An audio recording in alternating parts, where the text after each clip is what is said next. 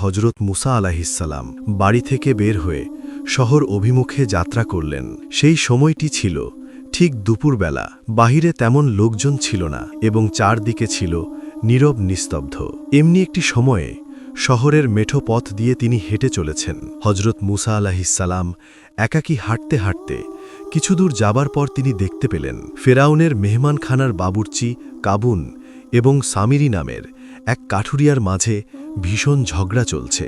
কাবুন ছিল কৃপ্তি বংশীয় আর সামিরি ছিল বনি ইসরায়েল সম্প্রদায়ের লোক। অতএব স্বাভাবিকভাবেই কাবুনের সাহস ও মনোবল ছিল খুবই বেশি। পক্ষান্তরে সামিরি অবস্থা ছিল এর বিপরীত। সে ছিল একজন অসহায় কাঠুরে। মুসা আলাহিসাল্লাম দেখতে পেলেন ফেরাউনের বাবুর্চি সেই বনি ইসরায়েলের মাথায় একটি কাঠের বোঝা উঠিয়ে দিচ্ছে এবং তাকে সেটি বহন করার জন্য জবরদস্তি করছে। কিন্তু সেই বনি ইসরায়েলের কাঠুরিয়া কাঠের বোঝা বহন করতে বারবার অস্বীকৃতি জানাচ্ছিল, আর এই নিয়েই চলছিল তাদের মাঝে ঝগড়া। বনি ইসরায়েল ব্যক্তি এতক্ষণ দুর্বল ছিল, কিন্তু সে যখন দেখল হজরত মুসা আলাহিসাল্লাম তাদের দিকে এগিয়ে আসছে, তখন সে চিৎকার করে হজরত মুসা আলাহিসাল্লামের নিকটে সাহায্য প্রার্থনা করল। অতঃপর মুসা আলাহিসাল্লাম সেখানে উপস্থিত হয়ে ফেরাউনের মেহমানখানোর বাবুর্চি কাবুনকে বলল, তুমি অন্যায়ভাবে কেন তার মাথায় কাঠের বোঝা চাপিয়ে দিচ্ছ? এটা তো তুমি নিজেই বহন করতে পারো। কিন্তু কাবুন নাসর বাঁধা। সে বনি ইসরায়েলের কাঠুরিয়ার মাথায় এই কাঠের বোঝা বহন করিয়েই ছাড়বে। এটা নিয়ে হজরত মুসা আলাহিসাল্লামের সাথে তার বাগবিতণ্ডা শুরু হয়ে গেল। এক পর্যায়ে হজরত মুসা আলাহিসাল্লাম তাকে একটি ঘুষি মারলেন। আল্লাহর মর্জি, এক ঘুষিতে সেই বাবুর্চির কেল্লা ফতে হয়ে গেল এবং সে মৃত্যুর দুয়ারে পৌঁছে গেল। ফেরাউনের বাবুর্চিকে হত্যা করার উদ্দেশ্য মুসা আলাহিসাল্লামের ছিল না, কিন্তু এমনটি হয়ে যাবে তিনি তাও বুঝতে পারেননি। তখন তিনি ভীত সন্ত্রস্ত হয়ে সেই বনি ইসরায়েলি লোকটিকে বললেন, তুমি তাড়াতাড়ি এখান থেকে চলে যাও, লোকজন এখনও বাহির হয়নি। যদি ফেরাউনের সৈন্যরা এসে দেখতে পারে ফেরাউনের বাবুর্চিকে হত্যা করা হয়েছে, তাহলে আমাদের কারও রক্ষা থাকবে। এই কথা বলে তারা দুজনেই সেখান থেকে চলে গেল। অতঃপর হজরত মুসা আলাহিসাল্লাম আল্লাহর দরবারে এই ভুলের জন্য দোয়া করতে লাগলেন এবং বলতে লাগলেন, হে মাবুদ, আমি তোমার দরবারে বড় অন্যায় করে ফেললাম। আমি তো কেবল চেয়েছিলাম সেই লোকটির সাথে তার ঝগড়া মিটিয়ে দিতে, কিন্তু আমার অনিচ্ছা সত্ত্বে এমনটি হয়ে গেল। এর জন্য আমি তোমার দরবারে একান্তভাবে ক্ষমা প্রার্থনা করছি। হে মাবুদ, তুমি আমাকে মার্জনা করো, তুমি আমাকে ক্ষমা করো। আল্লাহ রব্বুল আলামিন পবিত্র কোরআনে সূরা আল কাসাসে উল্লেখ করেছেন, তিনি হজরত মুসা আলাহিসাল্লামকে এই অপরাধের জন্য ক্ষমা করে দিয়েছিলেন। এর কিছুক্ষণ পর রাজপথে লোকজন বের হয়ে আসলো। পথের ওপর তারা এভাবে কাবুনের লাশ পড়ে থাকতে দেখে সঙ্গে সঙ্গে এই সংবাদ ফেরাউনকে জানিয়ে দিল। রাজমহলের বাবুর্চির ওপর এইরূপ দুর্ঘটনার সংবাদ শুনে ফেরাউন অত্যন্ত ক্রোধান্বিত হয়ে বলল, তোমরা এখনই অনুসন্ধান করে দেখো কার এতটা দুঃসাহস আমার বাবুর্চিকে হত্যা করে। যে করেই হোক সেই হত্যাকারীকে আমার সামনে উপস্থিত করো। আমি সবার সামনে তাকে সমুচিত শাস্তি দেব। রাজকর্মচারীগণ এবং ফেরাউনের সৈন্যরা এই আদেশ পেয়ে তখনই হত্যাকারীকে অনুসন্ধান করার জন্য বেরিয়ে পড়ল, কিন্তু হাজারো অনুসন্ধান করেও তারা হত্যাকারীর কোনো খোঁজ পেল না। ওদিকে হজরত মুসা আলাইসাল্লাম অত্যন্ত ভীত সন্ত্রস্ত অবস্থায় সেই রাত্রি অতিবাহিত করলেন। পরের দিন সকালে আবারও তিনি শহর অভিমুখে বেরিয়ে পড়লেন। কিছুদূর পথ চলার পর তিনি দেখতে পেলেন সেই বনি ইসরায়েলি লোকটি রাস্তায় দাঁড়িয়ে অপর এক কৃপ্তি লোকের সঙ্গে ঝগড়া করছে। সেই লোকটি যখন হজরত মুসা আলাইসাল্লামকে দেখতে পেল, তখন সে পূর্বের দিনের ন্যায় আবারও তাকে সাহায্যের জন্য ডাক দিল। হজরত মুসা আলাইসাল্লাম বুঝতে পারলেন এই লোকটি একটি ঝগড়াটেলো। কাজেই তিনি তাদের কাছে গিয়ে সেই বনি ইসরায়েলকে অত্যন্ত ক্রুদ্ধ কণ্ঠে বললেন, মানুষের সাথে ঝগড়া করা তোমার কি স্বভাব? তুমি তো দেখছি অত্যন্ত ঝগড়াটে লোক। বনি ইসরায়েল যখন হজরত মুসা আলাইসাল্লামের মুখ থেকে এরকম ক্রোধান্বিত উক্তি শুনল এবং সে যখন দেখতে পেল হজরত মুসা আলাইসাল্লাম তার দিকে এগিয়ে আসছে, তখন সে ভাবল হয়তো মুসা আলাইসাল্লাম আজকে তাঁর উপরই আক্রমণ করবে এবং তাকে হত্যা করে ফেলবে। এ কারণে ভীত সন্ত্রস্ত হয়ে সে বলে ফেলল, হে মুসা, গতকাল তুমি যেভাবে একজন কৃপ্তিকে হত্যা করেছিলে, আজকে কি তুমি সেভাবে আমাকেও হত্যা করতে চাও? বনি ইসরায়েলের মুখে উপস্থিত কৃপ্তিগণ তার সাথে ঝগড়া বন্ধ করে তক্ষণই ফেরাউনের দরবারে গিয়ে উপস্থিত হয়ে বলল, জাহাপানা, আজ আমরা কাবুনের হত্যাকারীর সন্ধান পেয়েছি, আর তা কোনো কৃপ্তি বংশীয় লোকের কাছে নয়, বরং বনি ইসরায়েল বংশীয় শামেহ নামক এক ব্যক্তির মুখে আমরা শুনলাম আপনার পালক পুত্র মুসা কাবুনকে হত্যা করেছে। ফেরাউন ইতিপূর্বে এমনিতেই হজরত মুসা আলাইসাল্লামের উপর অত্যন্ত ক্রোধান্বিত ছিল। যখন আবার এ খবর জানতে পারল, তখন সে ক্রোধে আরও আগুন হয়ে গেল। ফেরাউন তখন রাজ্যের সৈন্যদের হুকুম দিল, তোমরা যাও, এখনই মুসাকে গ্রেপ্তার করে আমার সামনে উপস্থিত করো। রাজ্যের সৈন্যরা তার এই হুকুম পেয়ে তক্ষুনি তারা মুসা আলাইসাল্লামকে অনুসন্ধানের জন্য বেরিয়ে পড়ল। যখন ফেরাউন হজরত মুসা আলাইসাল্লামকে ধরার জন্য চারদিকে সৈন্য পাঠিয়ে দিল, তখন ফেরাউনের দরবারেই লুকিয়ে থাকা একজন ঈমানদার ব্যক্তি, যার নাম তাফসিরে কুরতুবিতে লেখা হয়েছে হিস্কিল ইবনে সাবুরা, এবং বলা হয়েছে এই লোকটি ছিল ফেরাউনের চাস্তো ভাই। তিনি দ্রুত হজরত মুসা আলাইসাল্লামের নিকটে দৌড়াতে দৌড়াতে আসলেন এবং বললেন, মুসা, তোমাকে গ্রেপ্তার করার জন্য ফেরাউন চারদিকে সৈন্য পাঠিয়ে দিয়েছে। আমি শুনেছি তুমি নাকি তার বাবুর্চিকে হত্যা করেছ, আর এই অপরাধে সে তোমার শিরচ্ছেদ করতে চায়। অতএব আমি তোমাকে বলতে চাই, যত শীঘ্রই সম্ভব তুমি এই দেশ পরিত্যাগ করে অন্য দেশে চলে যাও, যেন কারো সাথে তোমার দেখা সাক্ষাৎ না হয়, এবং ফেরাউন যেন ঘুণাক্ষরেও তোমাকে টের না পায়। যদি তারা তোমাকে ধরতে পারে, তাহলে নিশ্চিত তোমার প্রাণ চলে যাবে। হজরত মুসা আলাইহিসসালাম পূর্ব থেকেই আতঙ্কিত ও ভীত ছিলেন। যখন তিনি এই সংবাদ শুনতে পেলেন, তখন তিনি আরও আতঙ্কিত হয়ে পড়লেন। এরপর কাল বিলম্ব না করে এবং পথের কোনো সামানাদি ব্যতি রেখেই মিশর ত্যাগ করে তিনি মাদায়েন অভিমুখে রওনা হলেন। তার মনে শুধু ফেরাউনের নির্দেশের ভয় ছিল না, বরং কৃপ্তিদের তরফ থেকেও প্রাণনাশের শঙ্কা ছিল।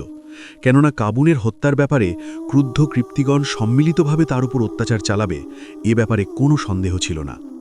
অতঃপর তিনি কারো নিকট কিছু বলা তো দূরের কথা, মাতৃতুল্য বিবি আসিয়ার নিকটেও কিছু বলে যাওয়ার সুযোগ পেলেন না। একা একা তিনি মাদায়েনের উদ্দেশ্যে যাত্রা করলেন।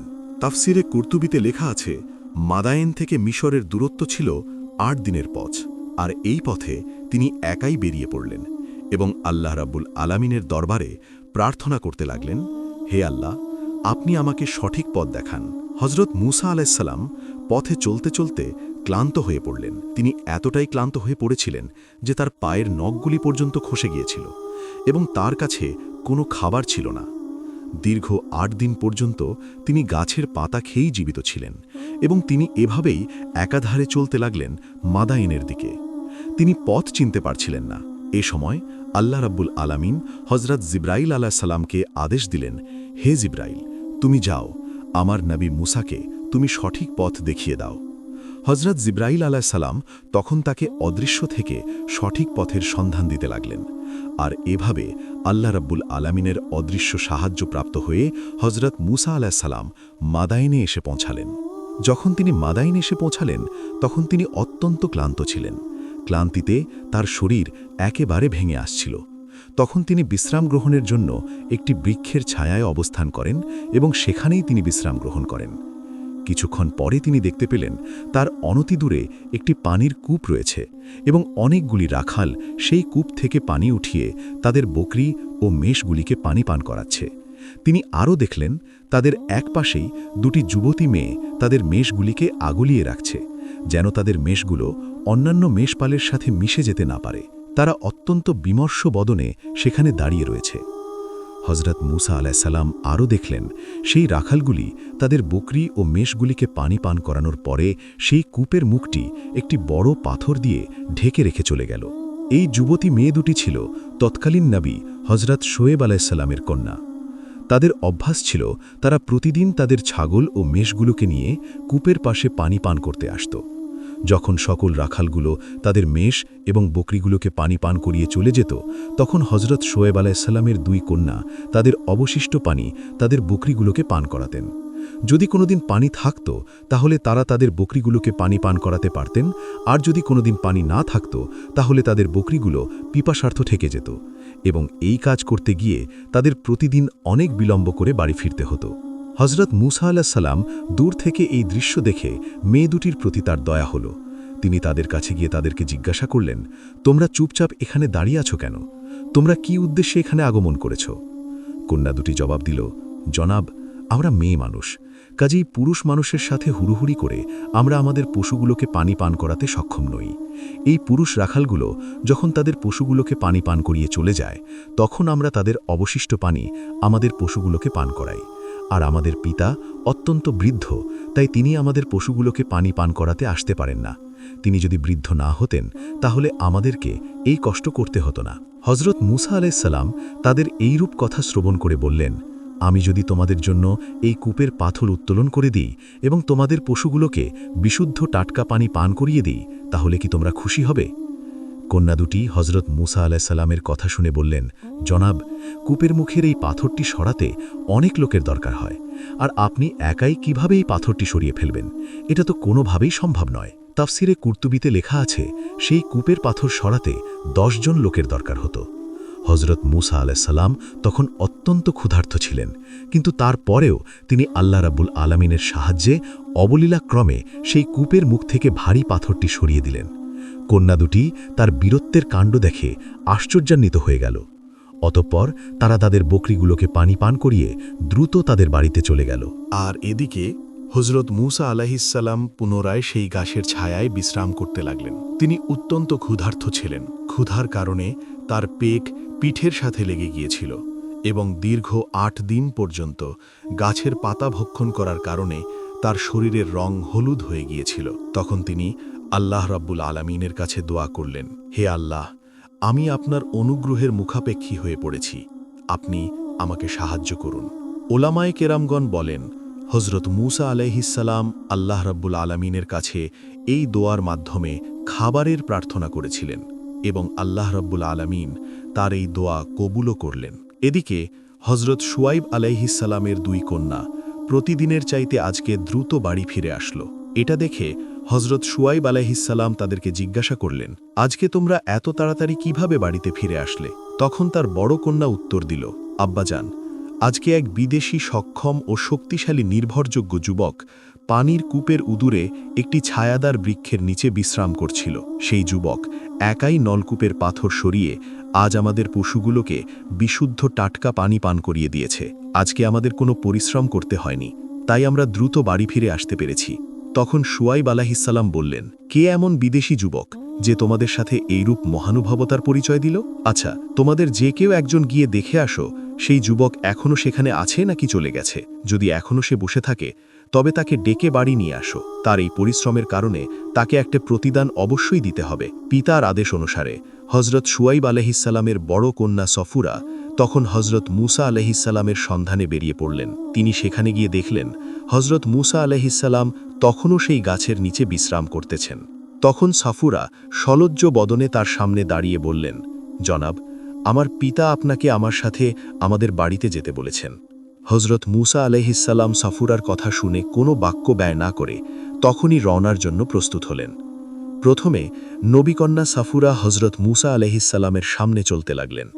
হজরত মুসা আলাইহিস সালাম তখন তাকে বললেন, হে মহিয়সী নারী, আপনি আমার পিছনে চলুন, আমি আপনার সম্মুখে চলি, কেননা আমার চোখে আপনার পায়ের সৌন্দর্য পরিলক্ষিত হচ্ছে। আমি চাই না কোনো বেগানা নারীর সৌন্দর্য দর্শন করতে। হজরত মুসা আলাইহিস সালামের এই কথা শুনে সাফুরা বললেন, জনাব, আপনি তো আমাদের বাড়ির পথ চিনবেন না, এই কারণেই আমি আপনার সামনে হাঁটতেছি। হজরত মুসা আলাইহিস সালাম বললেন, আমি আপনার সামনে হাঁটতে থাকি, যদি আমি পথ ভুল করে অন্য পথে চলে যাই তখন আপনি পিছন থেকে আমাকে সঠিক পথ বলে দেবেন। অতঃপর সফুরা পিছনে এবং হজরত মুসা আলাইহিস সালাম তার সামনে চলতে লাগলেন। নবীকন্যা সফুরার বুঝতে বাকি রইল না এই যুবক অত্যন্ত চরিত্রবান এবং সম্ভ্রান্ত বংশীয় একজন যুবক। অতঃপর এভাবে পথ চলতে চলতে হজরত মুসা আলাইহিস সালাম এবং সফুরা বাড়িতে এসে পৌঁছালেন। হজরত শুয়াইব আলাইহিস সালামের বাড়িতে পৌঁছে মুসা আলাইহিস সালাম তাকে সালাম দিলেন। হজরত শুয়াইব আলাইহিস সালাম সালামের উত্তর দিয়ে তাকে জিজ্ঞাসা করলেন, বাবা, আপনি কোথা থেকে এসেছেন এবং কি উদ্দেশ্যে এখানে এসেছেন? তখন হজরত মুসা আলাইহিস সালাম সবিস্তারে সমস্ত ঘটনা খুলে বললেন। তার বিবরণ শুনে হজরত শুয়াইব আলাইহিস সালাম বললেন, তোমার উপর আল্লাহর রহমত আছে, তুমি নিশ্চিন্ত থাকো, তুমি নিরাপদ স্থানে এসে পৌঁছেছ, অত্যাচারী এখন তোমার কোনো অনিষ্ট করতে পারবে না। অতঃপর হজরত শুয়াইব আলাইহিস সালাম হজরত মুসা আলাইহিস সালামকে খাবার গ্রহণের জন্য অনুরোধ করলেন। হজরত মুসা আলাইহিস সালাম বললেন, জনাব, আমি কোনো পারিশ্রমিকের বিনিময়ে খাবার গ্রহণ করতে চাই না। হজরত শুয়াইব আলাইহিসসালাম তখন বললেন, আমি আপনাকে পারিশ্রমিকের বিনিময়ে খাবার খাওয়ানোর জন্য অনুরোধ করছি না, বরং এটা আমার এবং আমার পূর্বপুরুষদের একটি অভ্যাস। আমরা আগন্তুক মুসাফির ব্যক্তিদেরকে মেহমানদারি করিয়ে থাকি। তখন হজরত মুসা আলাইহিসসালাম খাবার খেতে এবং তাদের ঘরে বিশ্রাম নিতে রাজি হয়ে গেলেন। এদিকে হজরত শুয়াইব আলাইহিসসালাম তার কন্যাদের সাথে হজরত মুসা আলাইহিসসালামের সম্পর্কে আলাপ আলোচনা করছিলেন। তখন হজরত শুয়াইব আলাইহিসসালামের বড় কন্যা সফুরা বললেন, আব্বাজান, আগন্তুক যুবককে আমাদের পশু চরাবার চাকরিতে নিযুক্ত করলে খুব ভালো হতো, কেননা লোকটি খুবই শক্তিশালী, পরিশ্রমী এবং নির্ভরযোগ্য। সুতরাং আমাদের জন্য সে একজন উত্তম ও সুদক্ষ কর্মচারী রূপে গণ্য হবে। কন্যার কথা শুনে হজরত শুয়াইব আলাইহিসসালাম বললেন, কূপের পানি তুলে তোমাদের পশুগুলোকে পানি পান করার ব্যাপারে তোমরা তার শক্তি ও পরিশ্রমের পরিচয় পেয়েছ, কিন্তু সে চরিত্রবান এবং বিশ্বস্ত লোক, তার প্রমাণ কি? সাফুরা তখন বললেন, আব্বাজান, আমার কাছে তারও প্রমাণ আছে। তাকে আমাদের বাড়িতে নিয়ে আসার সময় আমি তার প্রমাণ পেয়েছি। এই কথা বলে তিনি পথে ঘটে যাওয়া ঘটনা সবিস্তারে বর্ণনা করলেন। হজরত শুয়াইব আলাইহিসসালাম কন্যার কাছে সকল ঘটনা শুনে বললেন, আচ্ছা, তোমার প্রস্তাবটি তাহলে আমি চিন্তা করে দেখছি। হজরত মুসা আলাইহিসসালাম শুয়াইব আলাইহিসসালামের বাড়িতে কিছুদিন অবস্থান করতে লাগলেন। এর মধ্যে হজরত শুয়াইব আলাইহিসসালাম তার চেহারায় স্বর্গীয় জ্যোতি দেখতে পেলেন এবং তিনি সেই স্বর্গীয় জ্যোতি দেখে বুঝতে পারলেন অবশ্যই এই যুবক কালক্রমে কোনো একদিন আল্লাহর নবী হিসেবে বিবেচিত হবেন। অতঃপর তিনি একদিন হজরত মুসা আলাইহিসসালামকে ডেকে বললেন, হে মুসা, আমি তোমার নিকট আমার জ্যেষ্ঠ কন্যা সফুরাকে বিবাহ দিতে চাই। হজরত মুসা আলাইহিসসালাম এই প্রস্তাবে সম্মতি জানালেন, কিন্তু বিবাহের মোহরানা আদায় করার মতো কোনো সম্পদ তার কাছে ছিল না। হজরত শুয়াইব আলাইহিসসালাম তখন বললেন, তুমি এক কাজ করো, তুমি একাধারে 8 বছর আমার বাড়িতে চাকরি করো। যদি তুমি 10 বছর চাকরি করতে চাও সেটা তোমার ব্যাপার। অবশ্য আমি তোমাকে এজন্য কোনো বাধাবাধকতা করব না। ইচ্ছে হলে তুমি 8 বছরও কাজ করতে পারো, আর ইচ্ছে হলে তুমি 10 বছরও কাজ করতে পারো। এই ব্যাপারে তোমার পূর্ণ স্বাধীনতা রয়েছে। তবে আমি আশা করি আমার নিকট হতে তুমি অত্যন্ত সদাচরণ প্রাপ্ত হবে এবং সেই সদাচরণ প্রাপ্ত হয়ে তুমি খুশি হবে। ওয়াদা ভঙ্গ করা কোনো ইমানদারের কাজ নয় এবং আমাদেরকে তুমি ওয়াদা পালনকারী হিসেবেই দেখতে পাবে। হজরত মুসা আলাইহিসসালাম শুয়াইব আলাইহিসসালামের এরূপ প্রস্তাব শুনে বললেন, জনাব, আমি আপনার বাড়ি 8 বছর বা 10 বছর কাজ করি না কেন, এর পরে আপনি আমাকে কোনো বাধাবাধকতা করতে পারবেন না। অতঃপর তিনি হজরত শুয়াইব আলাইহিসসালামের প্রস্তাবে রাজি হয়ে গেলেন। হজরত মুসা আলাইহিসসালাম যখন এই প্রস্তাবে রাজি হয়ে গেলেন, তখন হজরত শুয়াইব আলাইহিসসালাম শুভ কাজে অযথা বিলম্ব না করে তার বড় কন্যা সফুরাকে হজরত মুসা আলাইহিসসালামের সাথে বিবাহ দিয়ে দিলেন। বিবাহের কিছুদিন পরে হজরত শুয়াইব আলাইহিসসালাম হজরত মুসা আলাইহিসসালামকে একখানা লাঠি প্রদান করবেন বলে স্থির করেছিলেন। এই লাঠি হজরত জিব্রাইল আলাইহিসসালাম বেহেস্ত থেকে এনে আদি পিতা হজরত আদম আলাইহিসসালামকে প্রদান করেছিলেন। হজরত আদম আলাইহিসসালাম এই লাঠিখানা মেসওয়াক হিসেবেও ব্যবহার করেছিলেন। অতঃপর এই লাঠিখানা কালক্রমে হজরত শুয়াইব আলাইহিসসালামের কাছে এসে পৌঁছেছিল। এই লাঠির একটি বিশেষ বৈশিষ্ট্য ছিল, কোনো নবী বা সম্ভাব্য নবী ব্যতীত এই লাঠিখানা কেউ উত্তোলন করতে সক্ষম হতো না। একদা হজরত শুয়াইব আলাইহিসসালাম উক্ত লাঠিখানা জমির উপরে স্থাপন করে হজরত মুসা আলাইহিসসালামকে বললেন, হে মুসা, এই লাঠিখানা শুধু আল্লাহর নবীদের জন্য উপযুক্ত, আর আমি নবীদের ওয়ারিশি সূত্রেই এই লাঠিখানা লাভ করেছি। তুমি যদি লাঠিখানা জমি থেকে উত্তোলন করতে পারো তবে এই লাঠিখানা তোমার হয়ে যাবে। হজরত মুসা আলাইহিসসালাম হজরত শুয়াইব আলাইহিসসালামের প্রস্তাবে অত্যন্ত খুশি হলেন এবং তিনি লাঠিখানার কাছে গিয়ে অবলীলাক্রমে আনন্দচিত্তে কোনো রকম কষ্ট ছাড়াই লাঠিখানা উঠিয়ে নিলেন। হজরত শুয়েব আলাইহিসসালাম হজরত মুসা আলাইহিসসালামের এরূপ অলৌকিক ক্ষমতা দেখে অত্যন্ত বিস্মিত হলেন এবং তার আর কোনো সন্দেহ রইল না যে এই যুবক কালক্রমে একদিন নবী হবেন। তখন হজরত শুয়েব আলাইহিসসালাম অত্যন্ত আনন্দিত কণ্ঠে বললেন, হে মুসা, বোঝা গেল আল্লাহ রাব্বুল আলামিন তোমাকে পয়গাম্বরী দান করবেন।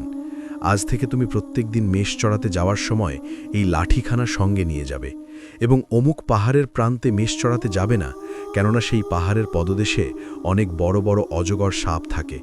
সেখানে মেষ চড়াতে গেলে সেই অজগরগুলো আক্রমণ করে মেষগুলোকে ধ্বংস করে ফেলবে। আর যদি তুমি এই লাঠিখানার সঙ্গে রাখো তাহলে আল্লাহর রহমতে এরূপ বিপদ আপদ থেকে তুমি মুক্ত থাকতে পারবে। তবে তারপরেও আমি বলি, ওই পাহাড়ের প্রান্তে মেষ চড়াতে না যাওয়াই উত্তম হবে। অতঃপর একদিন সকালে হজরত মুসা আলাইহিসসালাম তার মেষপাল নিয়ে মাঠের দিকে রওনা করলেন। কিন্তু আজ কেন যেন হজরত মুসা আলাইহিসসালামের মেষগুলো সেই দিকেই রওনা করল যে পাহাড়ের প্রান্তে যেতে হজরত শুয়েব আলাইহিসসালাম নিষেধ করেছিলেন। হজরত মুসা আলাইহিসসালাম অনেক চেষ্টা করেও তার মেষগুলোকে সেই দিক থেকে ফিরিয়ে রাখতে পারলেন না। তিনি বারবার মেষগুলোকে তাড়িয়ে অন্যদিকে নিয়ে যেতে চাইলেন, কিন্তু মেষগুলো যেন জেদ ধরেছে তারা অন্য প্রান্তরে নয় বরং সেই নিষিদ্ধ প্রান্তরে যাবে। শেষ পর্যন্ত মুসা আলাইহিসসালাম তার মেষগুলোকে ফিরিয়ে রাখতে পারলেন না। মেষগুলো সেই নিষিদ্ধ পাহাড়ের পদদেশে গিয়ে ঘাস খেতে আরম্ভ করল। অনেকক্ষণ দৌড়াদৌড়ি করে হজরত মুসা আলাইহিসসালাম খুবই ক্লান্ত হয়ে পড়েছিলেন, তাই তিনি বিশ্রাম করার জন্য অনতিদূরে একটি বৃক্ষের ছায়ায় চলে গেলেন। তখন তিনি তার হাতের লাঠি পাশে রেখে বললেন, হে লাঠি, আমি নিদ্রা যাচ্ছি, তুমি লক্ষ্য রেখো কোনো সাপ এবং অজগর এসে আমাদের মেষগুলোর ওপর আক্রমণ করতে না পারে। এই কথা বলে হজরত মুসা আলাইহিসসালাম নিদ্রামগ্ন হলেন। হজরত মুসা আলাইহিসসালাম নিদ্রামগ্ন হওয়ার একটু পরেই সেই পাহাড়ের পদদেশ থেকে একটি বিরাট অজগর সাপ বের হলো এবং সেই সাপটি মুসা আলাইহিসসালামের মেষপালের দিকে ধেয়ে যেতে লাগল। তখন হজরত মুসা আলাইহিসসালামের লাঠিখানা সেই অজগর সাপের চাইতেও আরও বিরাট একটি অজগর সাপের রূপ ধারণ করল এবং ছাগল পালের দিকে ধাবমান সেই সাপটিকে আক্রমণ করে সেখানেই মেরে ফেলল। মৃত অজগর সাপটি যথাস্থানেই পড়ে রইল। হজরত মুসা আলাইহিসসালাম ঘুম থেকে জেগে দেখলেন একটি সাপ মৃত অবস্থায় পড়ে আছে। এটা দেখে তিনি ঘটনা বুঝতে পারলেন এটা অবশ্যই এই লাঠির কাজ। সন্ধ্যাবেলা হজরত মুসা আলাইহিসসালাম মেষপাল নিয়ে গৃহে প্রত্যাবর্তন করলেন। অতঃপর হজরত শুয়েব আলাইহিসসালামের সাথে সাক্ষাৎ করে তিনি বললেন, আব্বাজান, আপনি যা বলেছেন তাই সঠিক। যে জায়গাতে মেষ চড়াতে নিষেধ করেছিলেন আজ মেষগুলো জেদ ধরে সেদিকে ছুটে গেল। কোনোভাবেই আমি তাদেরকে ফিরিয়ে রাখতে পারিনি। মেষগুলোর পিছনে আমি দৌড়িয়ে অত্যন্ত ক্লান্ত হয়ে পড়েছিলাম। অতঃপর আমি একটি গাছের নিচে বিশ্রাম নিতে গেলাম এবং আমার চোখে নিদ্রা চলে আসলো। তখন আমি আমার লাঠিকে মেষগুলো পাহারা দেওয়ার জন্য নিযুক্ত করে নিদ্রামগ্ন হয়ে পড়লাম। কিছুক্ষণ পরে নিদ্রা থেকে উঠে দেখলাম একটি মৃত সাপ পড়ে রয়েছে। ঘটনা শুনে হজরত শুয়েব আলাইহিসসালাম খুশি হয়ে বললেন, দেখেছো বাবা, আমি যা বলেছিলাম তাই ঠিক হলো। যদি তোমার সঙ্গে এই লাঠি না থাকতো তাহলে না জানি এই সাপটি কতগুলো মেষের প্রাণ নাশ করত। হজরত মুসা আলাইহিসসালাম এভাবে হজরত শুয়েব আলাইহিসসালামের বাড়িতে মেষ চড়িয়ে অনেক বছর কাটিয়ে দিলেন। যখন 4 বছর অতিবাহিত হয়ে গেল, 5ম বছরে হজরত শুয়েব আলাইহিসসালাম একদিন মুসা আলাইহিসসালামকে ডেকে বললেন, হে মুসা, এই বছর আমার মেষগুলো যতগুলি নরছানা জন্ম দেবে তার সবগুলো আমি তোমাকে দান করব। আল্লাহ পাকের কি অপূর্ব মহিমা! সেই বছর হজরত শুয়েব আলাইহিসসালামের সবগুলো মেষ নরছানা প্রসব করল। এর পরের বছর হজরত শুয়াইব আলাইহিসসালাম এইরূপ ওয়াদা করলেন, এই বছর আমার মেষগুলি যতগুলি মাদি ছানা প্রসব করবে তার সবগুলো আমি তোমাকে দিয়ে দেব। আল্লাহ রব্বুল আলামিনের অশেষ মহিমায় এই বছরেও হজরত শুয়াইব আলাইহিসসালামের সকল মেষগুলো মাদি ছানা প্রসব করল। তখন হজরত শুয়াইব আলাইহিসসালাম খুশি মনে সব মাদি ছানাগুলো হজরত মুসা আলাইহিসসালামকে দান করলেন। এর পরের বছর হজরত শুয়াইব আলাইহিসসালাম ভাবলেন, এই বছর তার বকরিগুলো যতগুলি কালো বর্ণের বাচ্চা প্রসব করবে সবগুলো তিনি মুসা আলাইহিসসালামকে দান করে দেবেন। আল্লাহ রব্বুল আলামিনের অশেষ মহিমায় সেই বছর তার বকরিগুলো কালো বর্ণ ছাড়া অন্য কোনো বর্ণের বাচ্চা প্রসব করল না। সুতরাং এই বছরও হজরত শুয়াইব আলাইহিসসালাম তিনি তার সবগুলি বকরির বাচ্চা হজরত মুসা আলাইহিসসালামকে দান করে দিলেন। এভাবে পরবর্তী বছরে হজরত শুয়াইব আলাইহিসসালাম বললেন, এই বছর সাদা বর্ণের যতগুলি বাচ্চা আমার বকরিগুলো প্রসব করবে আমি সবগুলো মুসাকে দান করে দেব। আল্লাহর মহিমায় সেই বছর প্রত্যেকটি বকরি সাদা বর্ণের বাচ্চা প্রসব করল। হজরত শুয়াইব আলাইহিসসালাম তখন সেই বাচ্চাগুলোকে হজরত মুসা আলাইহিসসালামকে দান করে দিলেন। এর ফলে হজরত মুসা আলাইহিসসালামের বকরির সংখ্যা হজরত শুয়াইব আলাইহিসসালামের বকরির দ্বিগুণ হয়ে গেল। হজরত মুসা আলাইহিসসালাম 8 বছর হজরত শুয়াইব আলাইহিসসালামের অধীনে চাকরি করার পরে তিনি স্বেচ্ছায় আরও 2 বছর মেয়াদ পূর্ণ করলেন। অতঃপর হজরত শুয়াইব আলাইহিসসালাম তাকে বললেন, হে মুসা, তোমার স্ত্রী, পরিবার এবং ধন সম্পদ নিয়ে যেখানে ইচ্ছা সেখানে চলে যেতে পারো। আর যদি তুমি চাও তাহলে আমার এখানে থেকে যেতে পারো, এতে আমার কিছু বলার বা আপত্তি করার নেই। অতঃপর হজরত মুসা আলাইহিসসালাম তার স্ত্রী, পুত্র, পরিবার পরিজন এবং ধন সম্পদ নিয়ে স্বদেশের পানে যাত্রা করার ইচ্ছা করলেন। প্রিয় দর্শক, এটাই ছিল হজরত মুসা আলাইহিসসালামের আশ্চর্যজনক বিবাহের ঘটনা। আল্লাহ রাব্বুল আলামিন আমাদেরকে এই ঘটনাটি থেকে পরিপূর্ণ শিক্ষা গ্রহণ করার তৌফিক দান করুন।